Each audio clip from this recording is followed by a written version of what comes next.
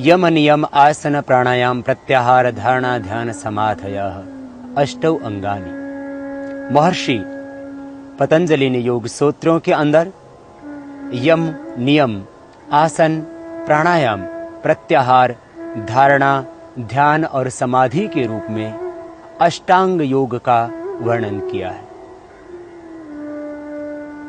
बाह्य जीवन की शुचिता के लिए अहिंसा सत्य अस्तेय ब्रह्मचर्य अपरिग्रह रूप यमों का तथा आंतरिक जीवन की पवित्रता के लिए शौच संतोष तप स्वाध्याय ईश्वर प्रणिधान रूप नियमों का पालन करना बहुत जरूरी है। यम नियमों का पालन करते हुए फिर हम आसन का अभ्यास करें।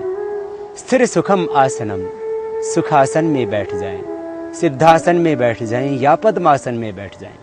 जिस आसन में बैठने में सुविधा हो उस आसन में बैठ करके फिर प्राणायाम का प्रतिदिन अभ्यास करें। प्राणायाम के करने से समस्त शारीरिक रोग दूर होंगे, मानसिक व्याधियों से छुटकारा मिलेगा और हम आत्मस्थ होकर के स्थित प्रज्ञ होकर के अपने ही आत्मा में उस विश्वात्मा को देख पाएंगे, जान पाएंगे, अनुभव कर पाएंगे। तो सबसे पहले बैठे हम सिद्धासन सुखासन या पद्मासन में। बाएं पैर की एड़ी को सीवनी नाड़ी से लगा करके दाहिने पैर की एड़ी को बाएं पैर की एड़ी के ऊपर, पंजा एक दूसरी पिंडली और जंघा के बीच में, दोनों घुटने जमीन पर और दोनों हाथ घुटनों के ऊपर, 3 अंगुलियां खुली हुई और पहली अंगुली और अंगुष्ठ इनके अग्रभाग आपस में मिले हुए, यह ध्यान मुद्रा ज्ञान मुद्रा है। इस ज्ञान मुद्रा या ध्यान मुद्रा में बैठ करके आप प्राणायाम का अभ्यास करें। यदि आपको वात रोग है तो आप वायु मुद्रा में पहली अंगुली को जब अंगुष्ठ के मूल में लगा देते हैं तब वायु मुद्रा हो जाती है। इसमें बैठ करके भी हम प्राणायाम का अभ्यास कर सकते हैं। और सिद्धासन के अतिरिक्त आप पद्मासन में दाहिने पैर को उठा करके बाएं जंघा पर रख देना और बाएं पैर को उठा करके उसके पंजे को दाएं जंघा पर रख देना, और संभव हो कि दोनों पैर की एड़ियां नाभि के दोनों ओर लग जाएं तो यह हो जाता है पद्मासन।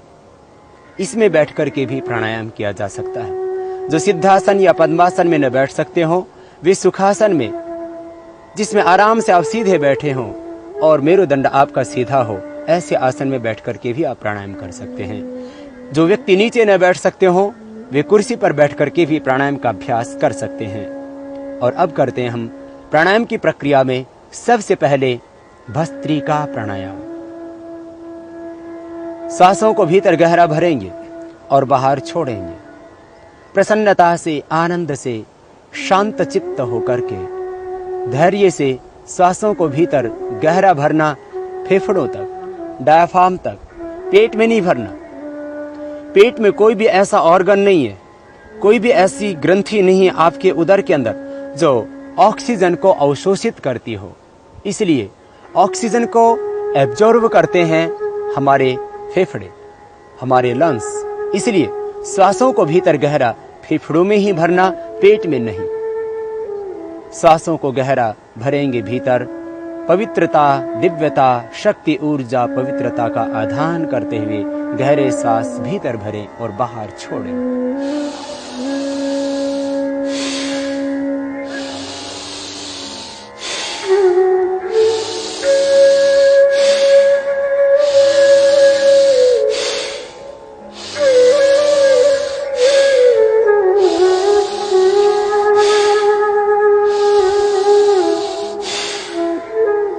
गहरे सांस भर रहे हैं भीतर और छोड़ रहे हैं बाहर। लेने और छोड़ने में एक जैसा दबाव। पूरी शक्ति के साथ सांसों को भीतर गहरा भरें और छोड़ते समय पूरा श्वास बाहर छोड़ें। मन में एक प्रसन्नता और आनंद का भाव, एक प्राप्ति का भाव कि इस ब्रह्मांड की जितने भी दिव्य शक्तियां हैं, ऊर्जा है, पवित्रता है, आरोग्यता है, जो भी शुभ है इस ब्रह्मांड का, उसको मैं अपने मस्तिष्क में, अपने मन में, अपने प्राण में, अपने आत्मा में, अपने देह में मैं धारण कर रहा हूँ। शुभ का आधान करते हुए, पवित्रता का आधान करते हुए देह में आप कर रहे हैं भस्त्रिका प्राणायाम। किसी तरह का तनाव न हो चेहरे के ऊपर, प्रसन्नता से, सहजता से, एकाग्रता से, भावपूर्णता के साथ, जैसे आपको कुछ प्राप्ति होती, उपलब्धि होती है जीवन में तो कैसी प्रसन्नता होती है, खुशी होती है, इसी तरह का एहसास प्राणायाम करते समय आपके चेहरों पर हो। जब जब थकान लगे तब तब बीच में विश्राम कर लें, फिर दोबारा से करेंगे। हृदय को स्वस्थ बनाने के लिए, फेफड़ों को स्वस्थ बनाने के लिए, मस्तिष्क संबंधी समस्त व्याधियों से छुटकारा पाने के लिए, जिनको डिप्रेशन की प्रॉब्लम हो, वे भस्त्रिका प्राणायाम करना अवश्य है। जिनको माइग्रेन पेन हो, वे भी भस्त्रिका प्राणायाम अवश्य करना। माइग्रेन पेन, डिप्रेशन की प्रॉब्लम, पार्किंसन का रोग, पैरालिसिस की समस्या से आपको छुटकारा मिलेगा भस्त्रिका प्राणायाम करके। समस्त स्नायु आपके परिपुष्ट होंगे, सबल होंगे भस्त्रिका प्राणायाम से। प्राण अपान व्यान उदान समान, ये पंचविध प्राण ही चलाते हैं आपके देह को। इस भस्त्रिका प्राणायाम के करने से आपके पंचविध प्राण परिपुष्ट हो रहे हैं, स्वस्थ हो रहे हैं, ऊर्जावान हो रहे हैं। ऐसा विचार करते हुए करें। फिर से एक बार प्रारंभ।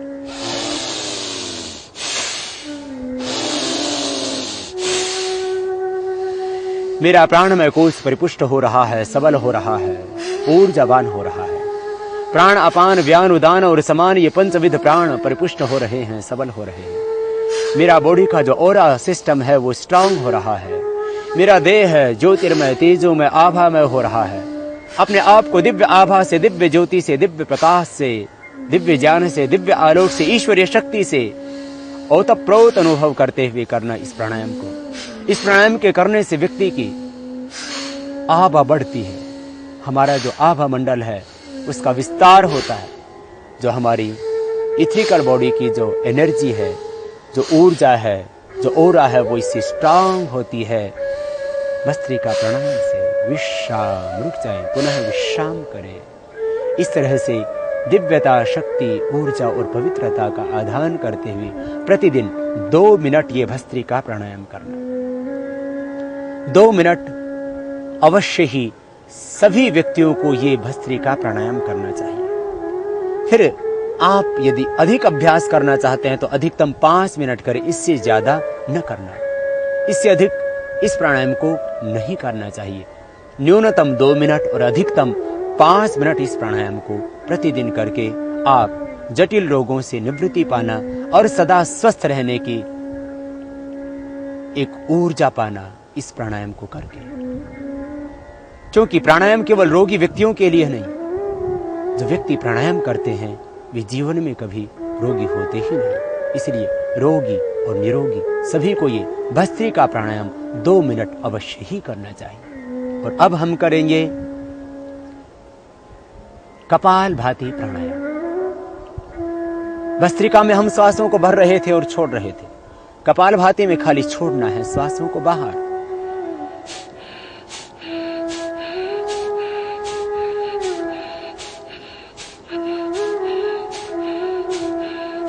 श्वासों को बाहर छोड़ रहे हैं। और जब श्वासों को बाहर छोड़ते हैं तो उदर का आकुंचन होता है सहज, पेट जाता है अपने आप अंदर।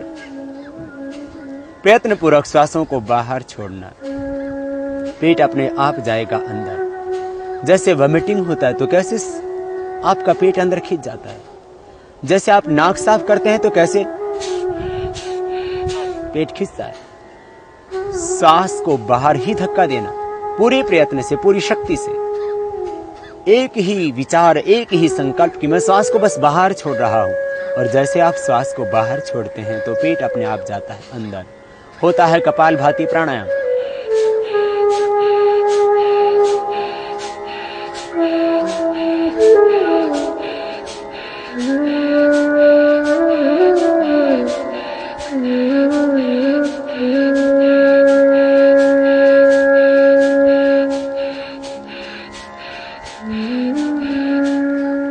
जब थकान लगे तभी रुक जाएं। प्रारंभ में आप इसको 30 बार ही करें। 30 बार करने पर पूरी तरह से आप थक जाते हैं, फिर विश्राम करें। विश्राम करके दोबारा हम प्रारंभ करेंगे। तो ये कपालभाति प्राणायाम। कपाल कहते हैं मस्तिष्क के इस अग्रभाग को और भाति कहते हैं दीप्ति को।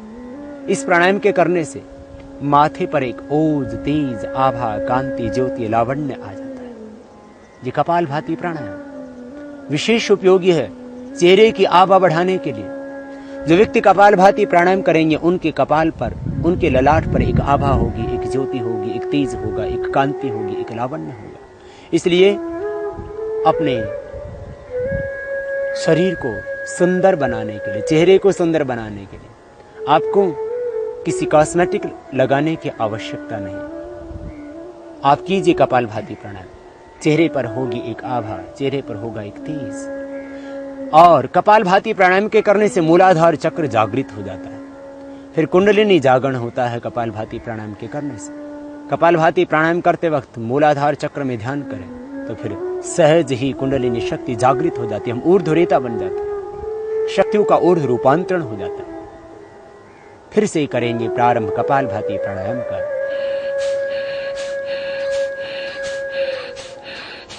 सांस को पूरी शक्ति के साथ में बाहर छोड़ रहे हैं और मन में है एक संकल्प, एक विचार कि मेरे शरीर में जितने भी रोग हैं, विकार हैं, दोष हैं, अशुद्धियां हैं, सब बाहर निकल रही हैं।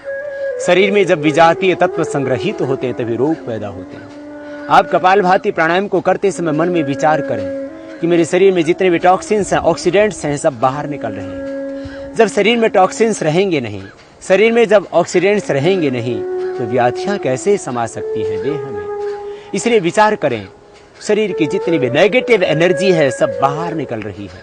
रोग, विकार, दोष बाहर निकल रहे हैं। चित्त में भी जो जन्म जन्मांतरों के अशुभ विचार थे, संस्कार थे, वे सब बाहर निकल रहे हैं। कॉन्शियस, अनकॉन्शियस और सब कॉन्शियस माइंड में जो भी अशुभ था सब बाहर निकल रहा है। जब थक जाएं तभी रुक जाएं। अपनी शक्ति का अतिक्रमण न करें, फिर से विश्राम करें बीच में एक बार। जिनको हार्ट की प्रॉब्लम हो, जिनको हाई ब्लड प्रेशर हो, उच्च रक्तचाप के रोगियों को और हृदय रोगियों को मध्यम गति से इस प्रकार से करना चाहिए ये प्राणायाम।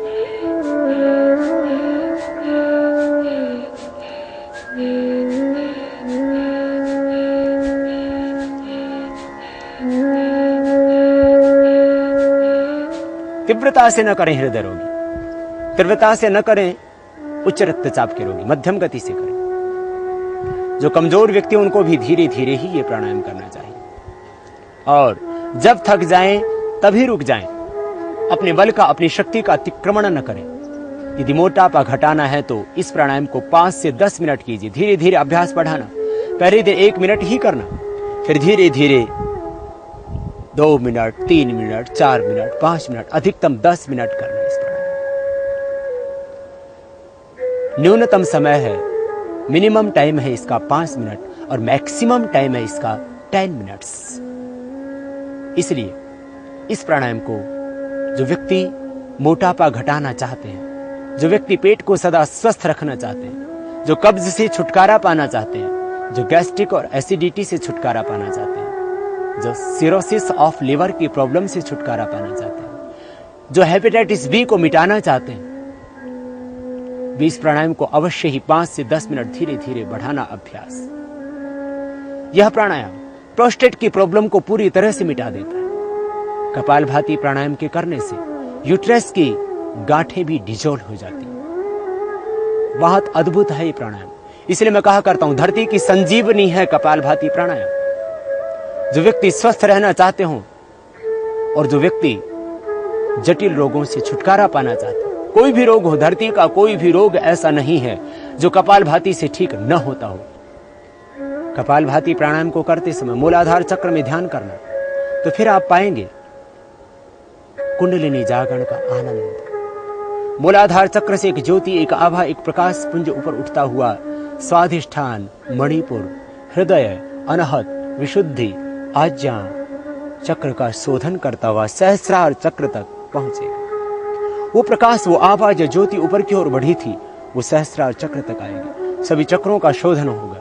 इसलिए चक्रों के शोधन के लिए, डायबिटीज के रोग के लिए, मोटापे से छुटकारा पाने के लिए, पेट की समस्त समस्याओं को मिटाने के लिए, कोलेस्ट्रॉल और ट्राइग्लिसराइड को कम करने के लिए बहुत ही अद्भुत है ये कपालभाति प्राणायाम। डायबिटीज के लिए, मोटापे के लिए, एलर्जिक प्रॉब्लम्स के लिए, अस्थमा के लिए, साइनोसाइटिस की प्रॉब्लम के लिए, एलर्जी के लिए, जिनको सुबह उठ करके छींके आते हैं उनके लिए, और जिनको स्नोरिंग की प्रॉब्लम है, जिनको खर्राटे आते हैं उनके लिए भी बहुत जरूरी है ये प्राणायाम। जिन बच्चों का मन नहीं लगता पढ़ाई में, वे भी बच्चे इस प्राणायाम को करेंगे तो उनका मन इतना एकाग्र हो जाएगा कि फिर पढ़ाई में अपने आप लगेगा। मन की एकाग्रता के लिए बहुत जरूरी है कपालभाति प्राणायाम। कंसंट्रेशन पावर बढ़ती है कपालभाति प्राणायाम से। फिर से करेंगे इस प्राणायाम का प्रारंभ।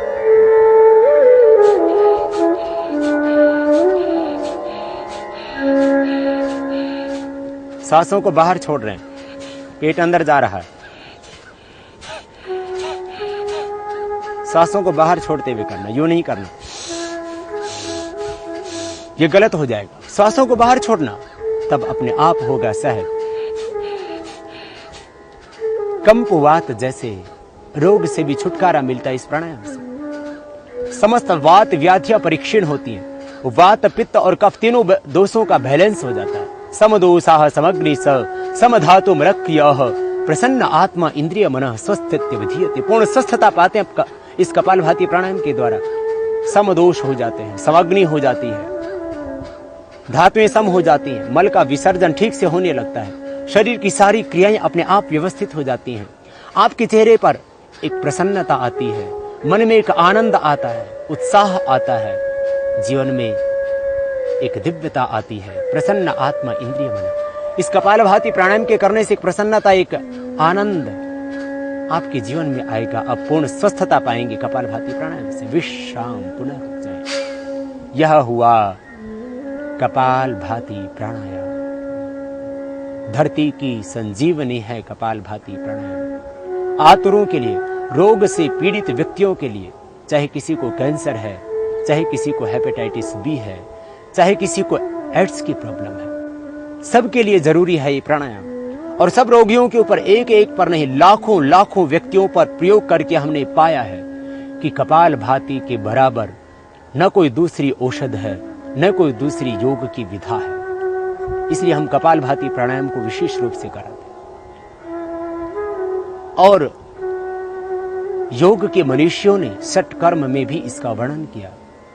धोतिर्बस्ति तथा नेतिः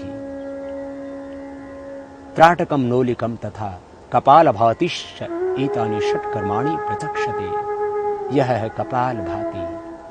कपालभाति को अवश्य ही 5 मिनट तो कम से कम जरूर करना। आपको भोजन मिले या न मिले, आप नाश्ता करें या न करें, लेकिन कपालभाति प्राणायाम को अवश्य करना। कपालभाति प्राणायाम आपके जीवन का एक संकल्प होना चाहिए। आप प्रतिज्ञा करें कि मैं कपालभाति प्राणायाम बिना किए भोजन नहीं करूंगा, कपालभाति करके ही भोजन करूंगा, कपालभाति करके ही नाश्ता करूंगा, उसके बिना मैं नाश्ता नहीं करूंगा, मैं भोजन नहीं करूंगा। फिर देखना, जिंदगी में कभी आपको कोई भी रोग नहीं हो सकता। लाखों रुपए की बचत होगी, शरीर आपका स्वस्थ होगा, भगवान का दिया हुआ ये देह रूपी मंदिर फिर देवालय बनेगा। ये देह देवालय है। लोग कहते हैं शरीर व्याधि मंदिरम, अपने आप ही घड़ लेते मंत्र। कौन से शास्त्र में लिखा है शरीर व्याधि मंदिरम? ये देह तो देवालय है, भगवान का घर है। आप कपालभाति प्राणायाम करना और इस देह को देवालय बनाना, फिर भीतर से अपने आप को जानना, अपने आप को पाना, फिर अपने ही इस अंतर में उस ब्रह्म को पाना। एकाग्रता मिलेगी, ध्यान में गहरे उतरेंगे कपालभाति प्राणायाम से। फिर से एक बार करेंगे और फिर आगे बढ़ेंगे।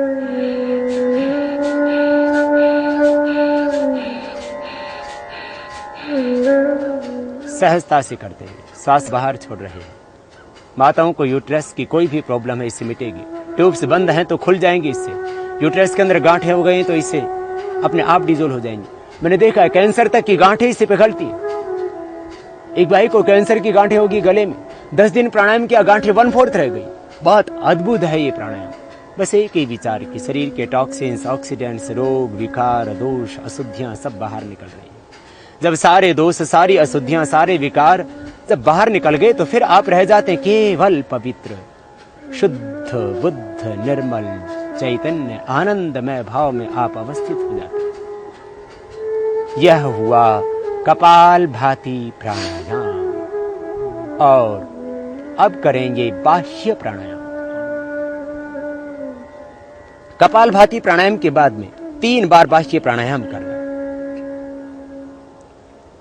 और बाह्य प्राणायाम करके समस्त उदर रोगों से निवृत्ति पाना, हर्निया के रोग को मिटाना।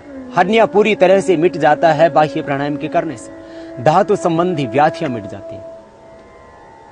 पेशाब से संबंधित जितने भी रोग हैं वो खत्म हो जाते हैं। प्रोस्टेट की प्रॉब्लम पूरी तरह से दूर हो जाती है बाह्य प्राणायाम के करने से। ऊर्ध्वरेता बनता है व्यक्ति बाह्य प्राणायाम करके। जो हम कपालभाति प्राणायाम करते हैं तो उससे मूलाधार चक्र की शक्ति जागृत होती है और उस जागृत भी शक्ति का ऊर्ध्व आरोहण करते हैं हम बाह्य प्राणायाम करके। जिनको हार्ट की प्रॉब्लम हो वे इस बाह्य प्राणायाम को न करना। जिनका बीपी बहुत हाई रहता हो वे भी न करना। यदि दवा लेने से आपका बीपी नॉर्मल रहता है तो आप 10-15 सेकंड एक बार में इस प्राणायाम को कर सकते हैं। अधिकतम 11 बार। बहुत अभ्यास लंबा करना हो तो 21 बार भी किया जा सकता है। आम व्यक्ति को, सामान्य व्यक्ति को ये कम से कम 3 बार अवश्य ही करना चाहिए। श्वासों को अंदर भरेंगे, श्वास अंदर भरने के बाद फिर बाहर छोड़ देंगे। 3 बंध लगेंगे, ठोड़ी को कंठकूप में लगाएंगे, पेट को सिकोड़ के पीठ से लगा देंगे, नाभि से नीचे वाले भाग को ऊपर खींचेंगे। ठोड़ी को कंठकूप में लगाना जालंधर बंध कहलाता है। पेट को सिकोड़ के पीठ से लगा देना उड्डयन बंध कहलाता है। और नाभि से नीचे वाले भाग को ऊपर खींच के रखना ये मूल बंध कहलाता है। श्वास को बाहर छोड़ने के बाद में, रेचक करने के बाद में ये 3 बंध लगेंगे। योग में श्वास को अंदर भरना पूरक कहलाता है, बाहर छोड़ना रेचक कहलाता है। बाहर का बाहरी रोक देना बाह्य कुंभक कहलाता है और अंदर भर के अंदर रोक देना ये आभ्यंतर कुंभक कहलाता है। बाह्य प्राणायाम करते हुए हम रेचक करेंगे और बाहर ही रोक देंगे श्वास को और 3 बंध लगाएंगे। फिर जालंधर बंध को हटाते हुए श्वास को अंदर भरेंगे और 3 बंधों को छोड़ देंगे। फिर से श्वास बाहर निकालेंगे और 3 बंध लगाएंगे। इस प्रकार से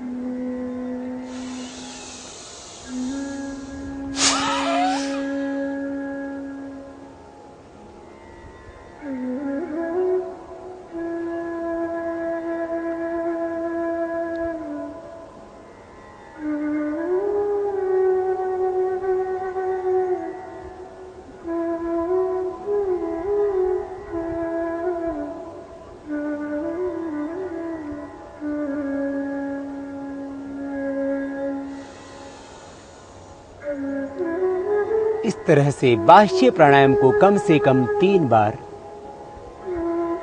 से लेकर के 5 बार तक रोज करना। और यदि आप अभ्यास बढ़ाना चाहते हैं तो धीरे धीरे अभ्यास बढ़ाइए और 11 बार तक, और शीतकाल में आप इसको 21 बार तक कर सकते हैं। सामान्य प्रक्रिया 3 से 5 बार की है बाह्य प्राणायाम की। यूट्रस के लिए विशेष उपयोगी होता है बाह्य प्राणायाम। जिन माताओं बहनों का यूट्रस बाहर निकलता हो या ट्यूब्स बंद हो उनके लिए भी विशेष उपयोगी है बाह्य प्राणायाम। हर्निया के रोगियों के लिए विशेष उपयोगी है बाह्य प्राणायाम। साथ ही समस्त उदर रोगों से छुटकारा दिलाता है बाह्य प्राणायाम। बाह्य प्राणायाम करने के बाद में अब हम करेंगे अनुलोम विलोम प्राणायाम। हमारे शरीर के अंदर 72,72,10,210 नाड़ियां हैं। उन समस्त नाड़ियों का शोधन होगा अनुलोम विलोम प्राणायाम के द्वारा। वाम और दक्षिण, बाएं और दाहिने नाक का आलंबन लेके हम करेंगे अनुलोम विलोम प्राणायाम को। बाएं को ही चंद्र स्वर और दाहिने को सूर्य स्वर कहते हैं योग शास्त्र में। बाईं नाड़ी को इड़ा नाड़ी और दाहिनी को पिंगला नाड़ी कहते हैं। दाहिने हाथ को ऊपर उठाएं, दाईं नासिका को बंद करें, चंद्र स्वर से प्रारंभ करेंगे। इसी को चंद्र को ही गंगा और सूर्य को ही यमुना और मध्य को सरस्वती कहते। गंगा यमुना सरस्वती त्रिवेणी सब भीतर ही है। दाहिने नाक को बंद किया, बाएं से श्वास को भीतर भरे धीरे धीरे। पूरा श्वास भीतर फेफड़ों में भर गया। अब बाएं को बंद करें, बीच की मध्यमा और अनामिका उंगली से, और दाएं से बाहर छोड़ें। अब दाएं से अंदर भरें और दाएं नाक को बंद करें, अंगूठे के माध्यम से बाएं से बाहर छोड़ें। अब बाएं से लें, दाएं से बाहर छोड़ें, दाएं से लें, बाएं से बाहर छोड़ें, बाएं से लें, दाएं से बाहर छोड़ें, दाएं से लें, बाएं से बाहर छोड़ें। ये क्रमबद्धता चलती रहे।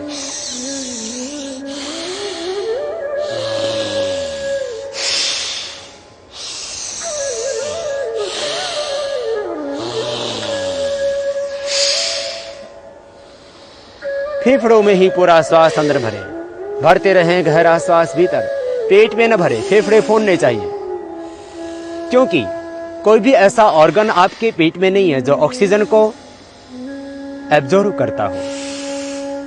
एब्जॉर्ब करते हैं ऑक्सीजन को आपके फेफड़े, इसलिए फेफड़ों में भरना गहरा और छोड़ना भी पूरा लंबा, भरना भी पूरा लंबा। हार्ट की प्रॉब्लम है तो भी करना, हाई बीपी है तो पूरी तरह से ठीक होगा इसी प्राणायाम से। हार्ट के ब्लॉकेज भी इस प्राणायाम से निकलेंगे, लेकिन तीव्रता से न करना, सहज होकर के करना, धैर्य से, प्रसन्नता से, आनंद से, मस्ती से, भावपूर्णता के साथ करना। और श्वासों को लेते और छोड़ते समय मन में ओंकार का ध्यान करना, बीच में विश्राम करें। कुंडली होती अनुलोम विलोम प्राणायाम से। प्राणायाम को करते समय मन में भाव करें, विचार करें, संकल्प करें कि मेरे सभी चक्र जागृत हो रहे हैं, भीतर प्राण की ऊर्जा उद्बुद्ध हो रही है। मन में एक संकल्प निरंतर चलता रहे।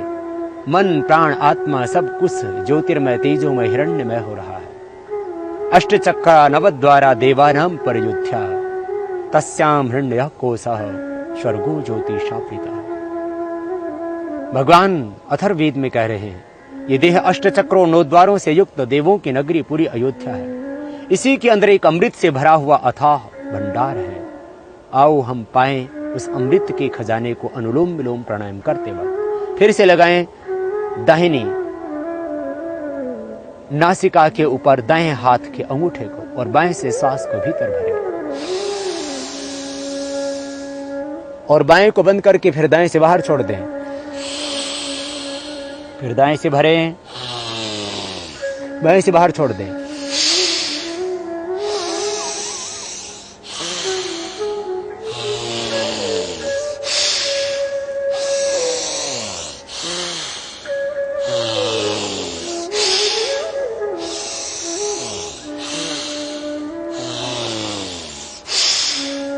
श्वासों के ऊपर एक लयबद्धता, प्राणों के साथ में एक तारतम्यता, प्राण के साथ में भीतर से एक संगीत सा झंकृत होने लगे। सहज होकर के, प्राण के साथ में तन में होकर के करना ये प्राणायाम। और मन में विचार करना, इस ब्रह्मांड से ईश्वर ऊर्जा का वर्षण हो रहा है। चारों ओर से ईश्वर का आनंद, ईश्वर की करुणा, ईश्वर की ज्योति, ईश्वरी दिव्य ज्ञान का वर्षण हो रहा है। दिव्य ज्ञान की संप्रेषणाएं हो रही हैं। चारों ओर से ईश्वरी आनंद को, ईश्वरी शांति को, ईश्वरी ज्योति को, ईश्वरी शक्ति को अनुभव करना। शन्नो देवीरभीष्टय आपो भवन्तु पीतये संयोः अभिष्यवन्तु। हे प्रभु, आपका आनंद चारों ओर से बरस रहा है। शक्तिपात की दीक्षा में दीक्षित होंगे आप अनुलोम विलोम प्राणायाम करते हुए। विचार करना, भाव रखना, संकल्प रखना ब्राह्मी शक्ति के साथ में जुड़ करके कि मैं ईश्वरीय आनंद पा रहा हूं, ईश्वरीय शक्ति पा रहा हूं, ईश्वरीय ज्ञान का वर्षण हो रहा है, ऐसा विचार करना। विश्राम, सहज होकर के श्वासों पर मन को केंद्रित करके बीच में विश्राम करना। यह अनुलोम विलोम प्राणायाम समस्त वात रोगों से, समस्त कफ रोगों से, समस्त पित्त रोगों से छुटकारा दिलाता है। इसलिए यदि आपको अर्थराइटिस है, रोमेटॉइड अर्थराइटिस है, ऑस्टियो अर्थराइटिस है, आपको कार्टिलेज आपके घिस गए, लिगामेंट्स आपके टेढ़े हो गए, साइनोवियल फ्लूइड आपका जो लिक्विड होता है जोड़ों के अंदर वो कम हो गए, तो ये प्राणायाम करना। इस प्राणायाम के करने से आपका साइनोवियल फ्लूइड जो लिक्विड होता है जोड़ों के अंदर वो अपने आप नियमित मात्रा में आ जाएगा। लिक्विड जो कम हो गया था वो बनने लगेगा, कार्टिलेज जो घिस गए थे दोबारा से बनने लगेंगे, लिगामेंट्स जो टेढ़े हो गए थे वो ठीक हो जाएंगे, हाथों की अंगुलियां जो आपकी विकृत हो गई थी दोबारा से ठीक हो जाएंगी। अर्थराइटिस है तो ये अनुलोम विलोम प्राणायाम करना, कपालभाति और भस्त्रिका भी करना, लेकिन अनुलोम विलोम विशेष लाभप्रद होगा। वेरिकोज वेन्स की प्रॉब्लम है तो भी ये अनुलोम विलोम प्राणायाम करना, वेरिकोज वेन्स की प्रॉब्लम खत्म हो जाएगी। हार्ट के अंदर ब्लॉकेज है तो अनुलोम विलोम प्राणायाम करना। 70-80% ही नहीं, 100% तक जिनको ब्लॉकेज थे उनको ठीक किया हमने अनुलोम विलोम और भ्रामरी आदि प्राणायाम करवा करके। इसलिए हार्ट के ब्लॉकेज के लिए, कोलेस्ट्रॉल को कम करने के लिए, ट्राइग्लिसराइड को कम करने के लिए, स्नोफिल्स को कम करने के लिए, जितने भी प्रकार की शरीर में टॉक्सिसिटी बढ़ी हुई होती है, ऑक्सीडेंट्स बढ़े हुए होते हैं, उनको नियमित करने के लिए जरूरी होता है अनुलोम विलोम प्राणायाम। इसलिए नियमित रूप से इसको करना और पाना हृदय रोगों से छुटकारा, पाना कोलेस्ट्रॉल से मुक्ति, पाना ट्राइग्लिसराइड से मुक्ति। अपने आप नियमित हो जाएंगे आपके ट्राइग्लिसराइड्स और कोलेस्ट्रॉल। उच्च रक्तचाप हमेशा के लिए फिर सामान्य हो जाएगा। उच्च रक्तचाप का स्थायी उपचार है अनुलोम विलोम प्राणायाम। फिर से करेंगे इसी प्राणायाम को प्रारंभ।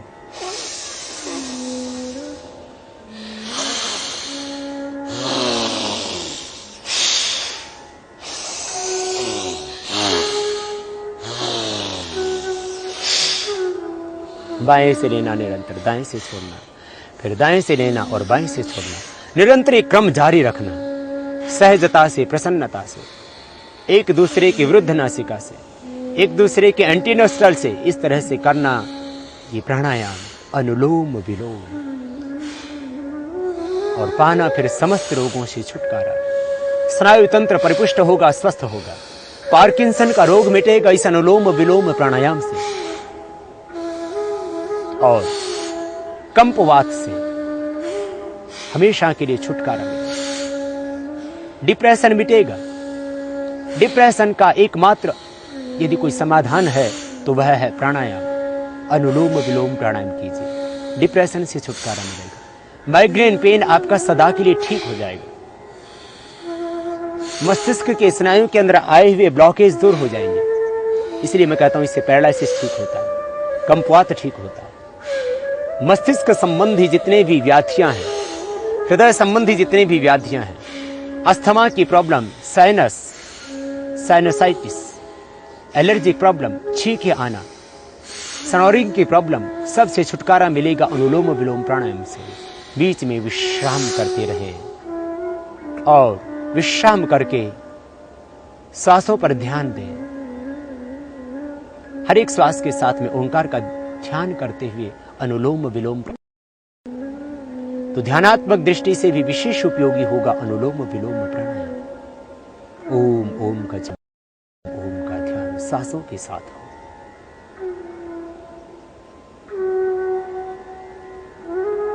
कुंडलिनी शक्ति की जागरण के लिए बहुत जरूरी है अनुलोम विलोम प्राणायाम।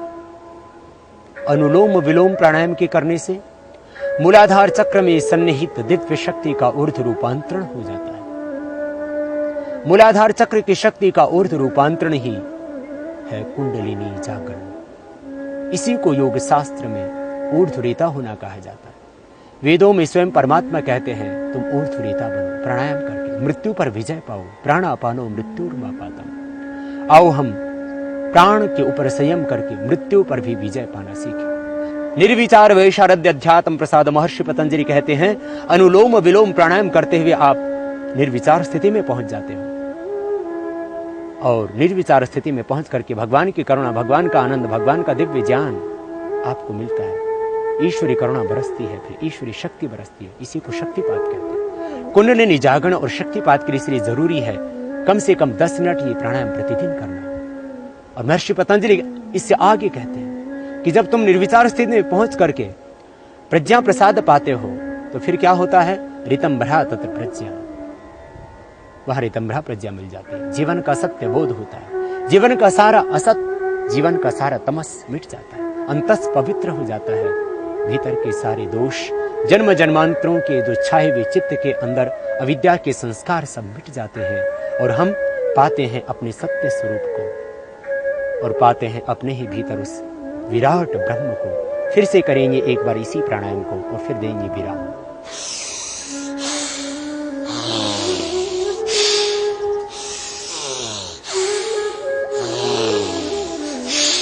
विश्राम। और अब सहज होकर के, अंतर्मुख होकर के, स्थित प्रज्ञ होकर के आज्ञा चक्र में मन को केंद्रित करते हुए, मन तो अपने आप ही सहज एकाग्र हो जाता है प्राणायाम से। आज्ञा चक्र में मन का निग्रह करते हुए आप करेंगे भ्रामरी प्राणायाम, ब्रह्म का आह्वान। मन में विचार करना ओंकार विश्व नियंता शक्ति, ओंकार सच्चिदानंद स्वरूप परमात्मा। ओंकार का ध्यान करते हुए आज्ञा चक्र में मन एकाग्र रखते हुए नाद में उच्चारण करेंगे ओंकार का। मुख बंद रहेगा, नासिका से श्वास लेना और नासिका से भ्रमर की तरह ध्वनि करते श्वास को बाहर छोड़ना है।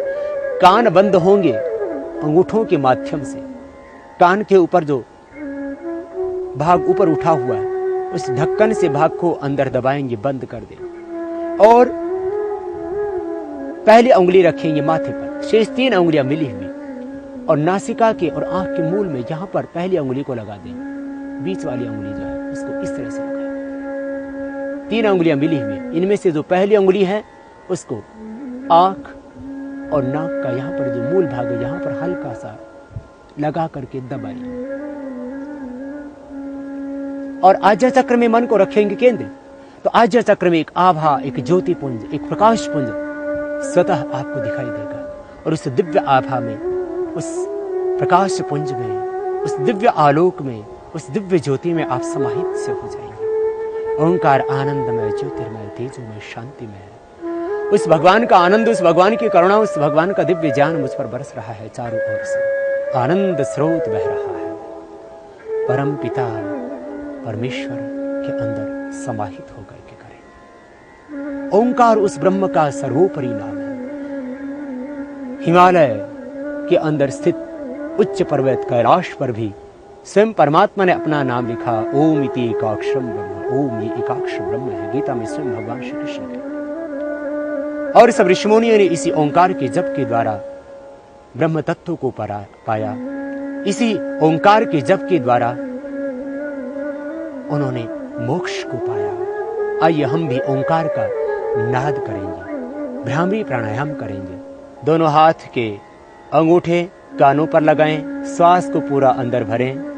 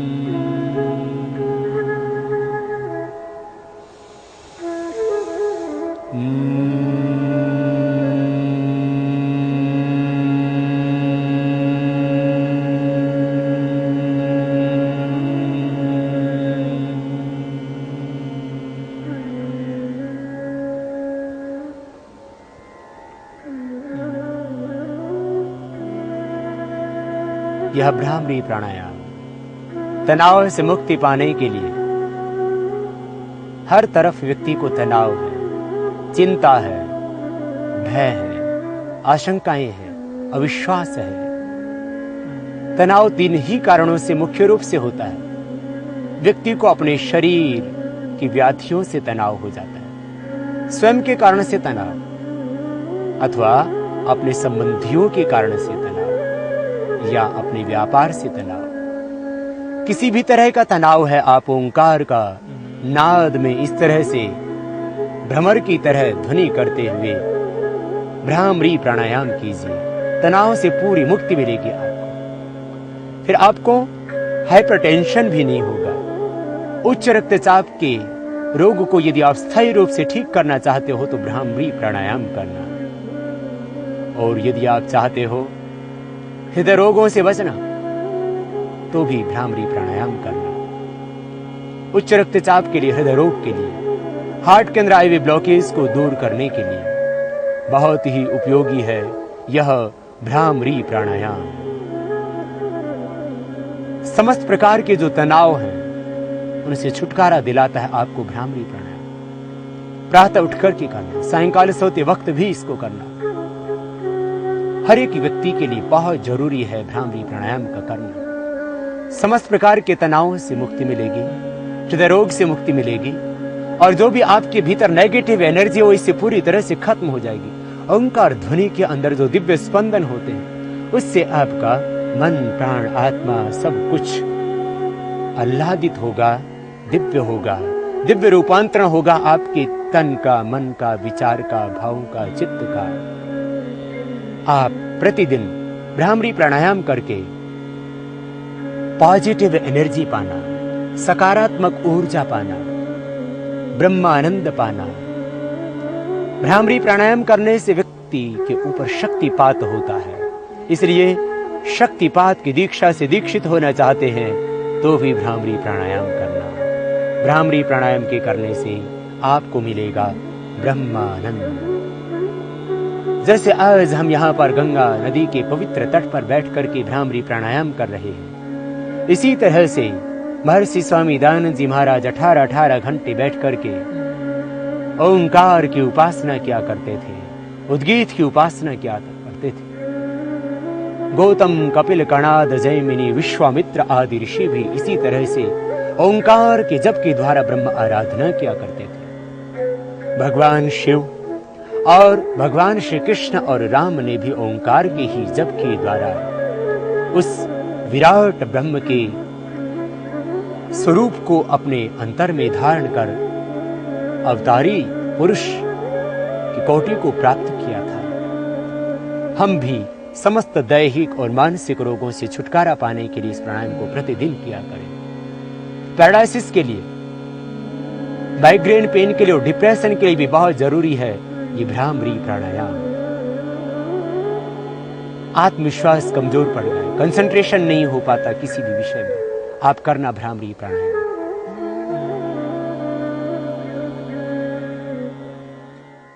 अब हम करेंगे उद्गीत प्राणायाम, ओंकार का उच्चार।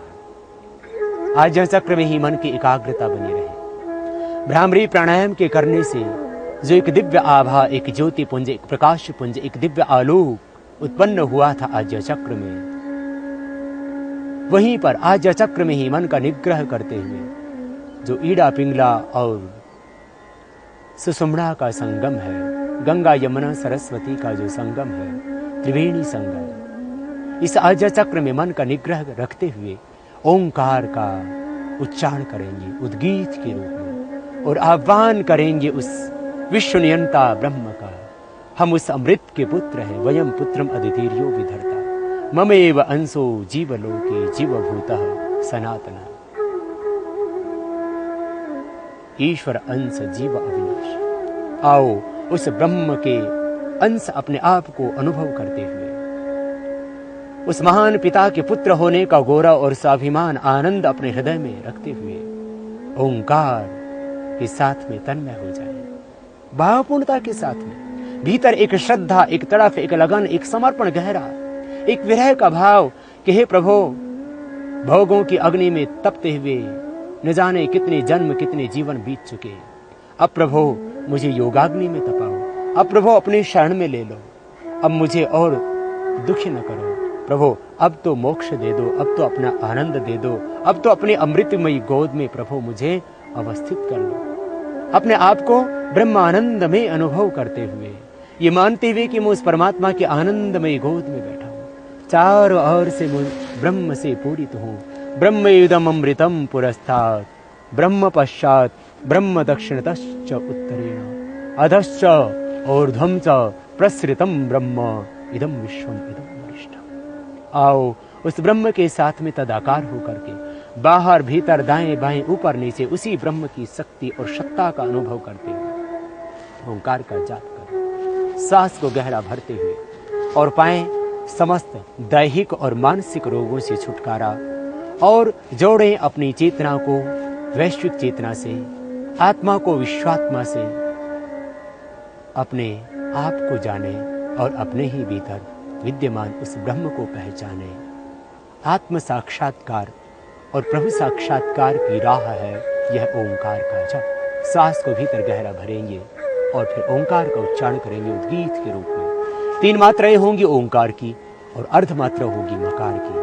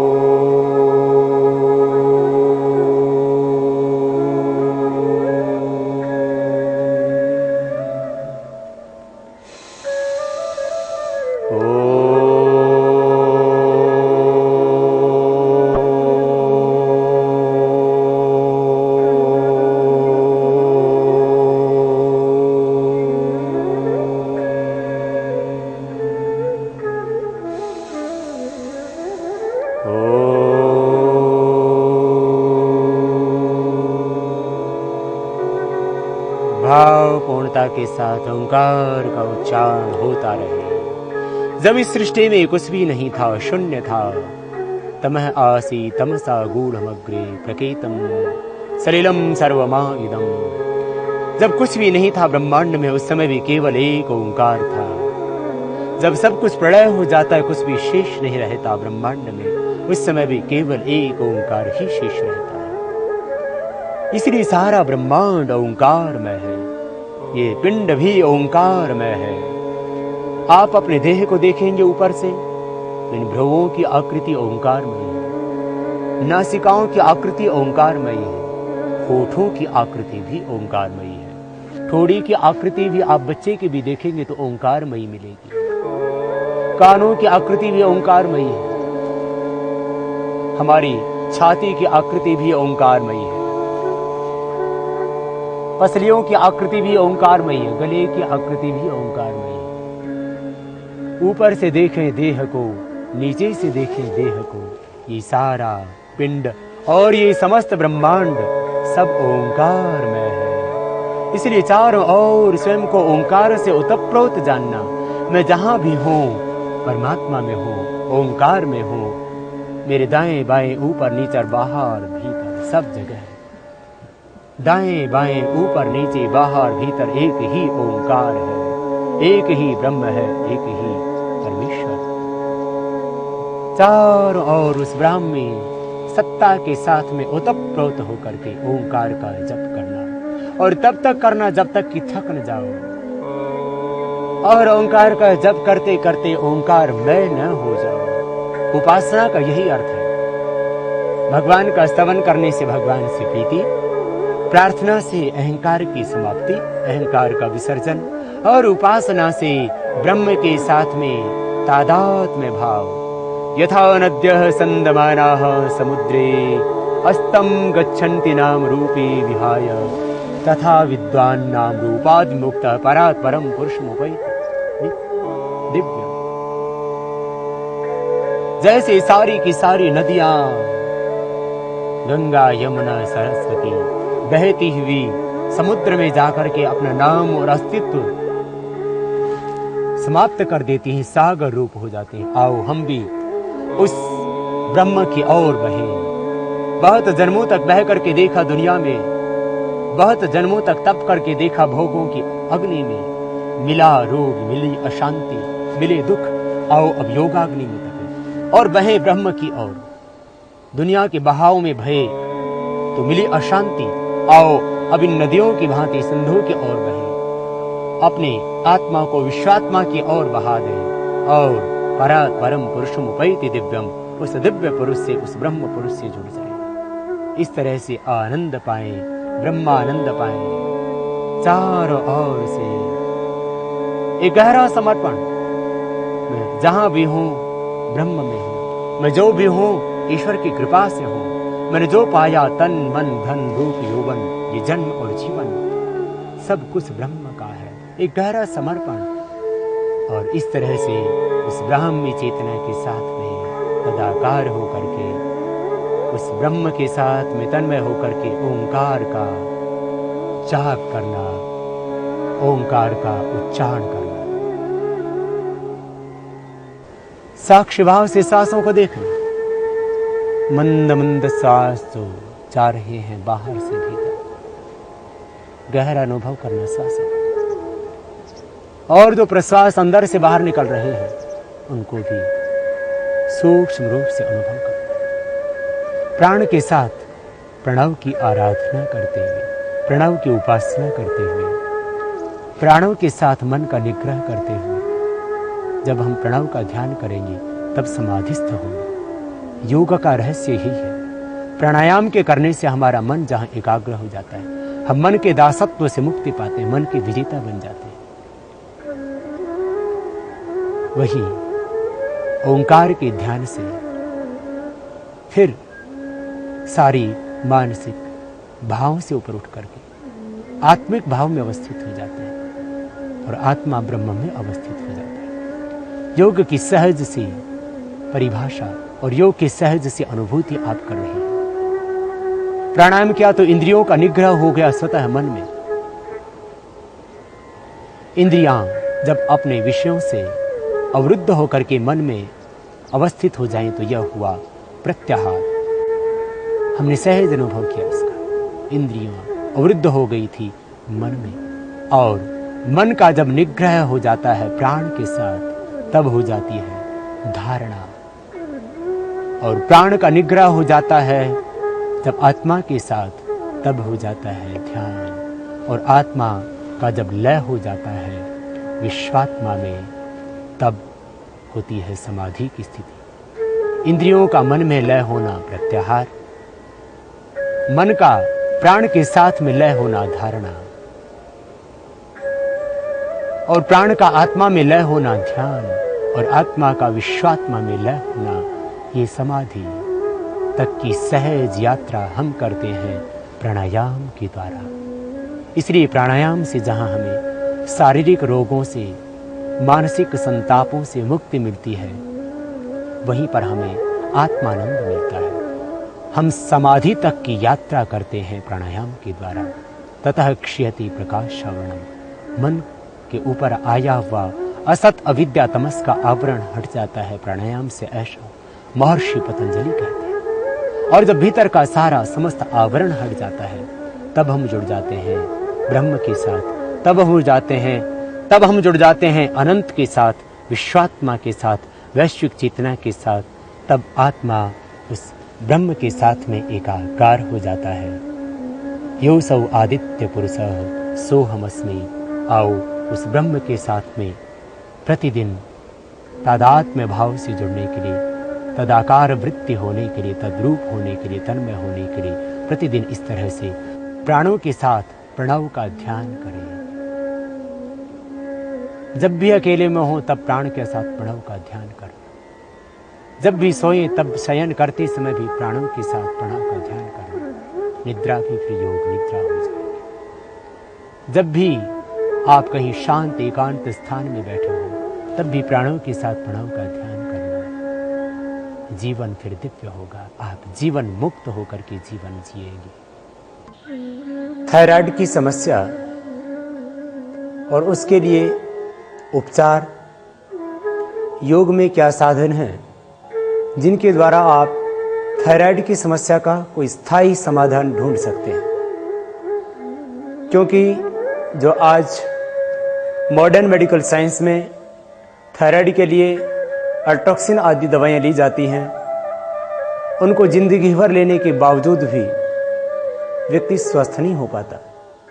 थायराइड के लिए दवा ली जा रही है, थायराइड का फंक्शन थोड़ा कंट्रोल में रहता है, लेकिन फिर भी उस अल्ट्रोक्सिन इतने साइड इफेक्ट आ जाते हैं कि व्यक्ति निराश हो जाता है, परेशान हो जाता है और थायराइड के कारण होने वाले शरीर के अंदर जो विकार हैं उनसे संतप्त हो जाता है। तो आपको हम योग की उन क्रियाओं का अभ्यास बताते हैं जिनको करके आप थायराइड के रोग से सदा के लिए मुक्ति पा सकते हैं।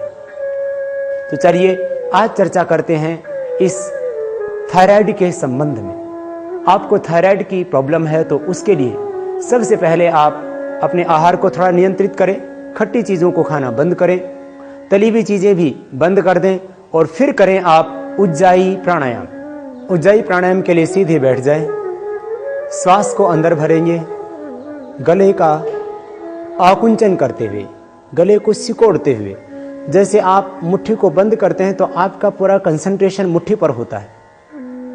इसी तरह से जब आप ये प्राणायाम करेंगे उज्जाई, उस समय आपका पूरा कंसंट्रेशन गले पर हो और गले के अंदर एक आकुंचन हो। और जब गले का आकुंचन करते हुए श्वास को आप भीतर भरेंगे तब एक ध्वनि होगी आपके गले से इस प्रकार की।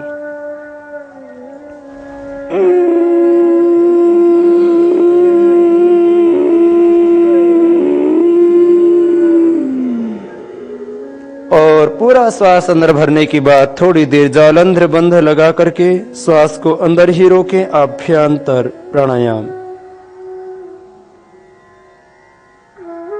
कुंभक किया। कुंभक करने के बाद में दाहिने हाथ को ऊपर उठाएं, दाहिनी नासिका को बंद करके धीरे धीरे बाएं से श्वास को बाहर छोड़ दें। पुनः एक बार करें, श्वास को भीतर भरेंगे गले का संकोच करते हुए, तो एक ध्वनि होगी। जैसे आप एक छोटी ध्वनि पहले पैदा करें गले से इस प्रकार, और इसी ध्वनि में जब निरंतरता आती है तब होता है यह उज्जाई प्राणायाम इस प्रकार से।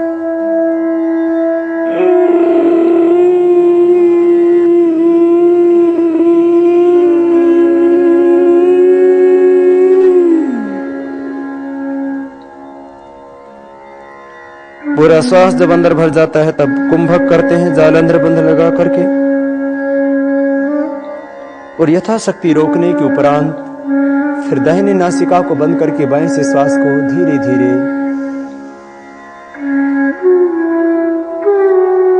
बाहर छोड़ देते। इस तरह से किया जाता है ये उज्जाई प्राणायाम। पहले दिन आप 3 बार करें।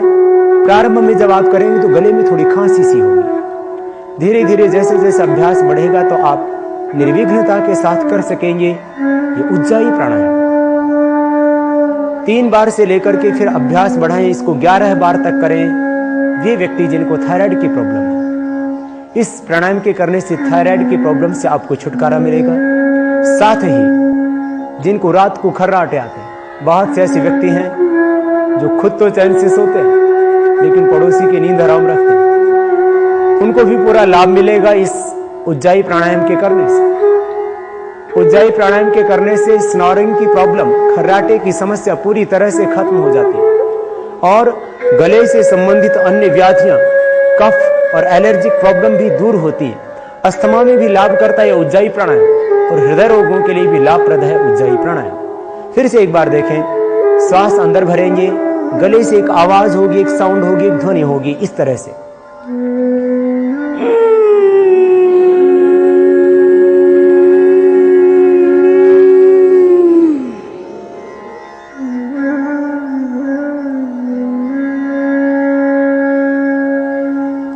अंदर रोकने के बाद छोड़ते समय दाहिनी नासिका को बंद करें। दाएं हाथ के अंगूठे के माध्यम से और बाएं नासिका से धीरे धीरे श्वास को बाहर छोड़ दें। यह हुआ उज्जाई प्राणायाम का अभ्यास। उज्जाई प्राणायाम थायराइड के लिए रामबाण औषध का काम करता है, लेकिन इसको ठीक रीति से करना। श्वास को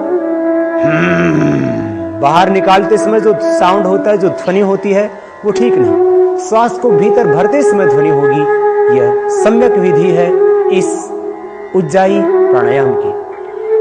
योग व आयुर्वेद के द्वारा असाध्य रोगों का उपचार कर समाज में एक नई क्रांति का सूत्रपात करने वाले सिद्ध योगी स्वामी रामदेव जी महाराज के सानिध्य में होने वाले योग शिविरों में मात्र 1 सप्ताह में प्राणायाम से ही हृदय रोगियों का एंजाइना पेन ठीक हो जाता है तथा निरंतर अभ्यास से हार्ट की आर्टरीज पूरी तरह से खुल जाती हैं। मोटापे से पीड़ित व्यक्तियों का 5 किलो से 10 किलो तक वजन कम हो जाता है तथा दुबले व्यक्तियों का वजन बढ़ जाता है। अस्थमा तथा ब्रोंकाइटिस के रोगी पूर्णतः स्वस्थ हो जाते हैं। डिप्रेशन, बीपी तथा शुगर के रोगी बिना दवा के मात्र प्राणायाम से ही पूर्णतः स्वस्थ हो जाते हैं। Arthritis, cervical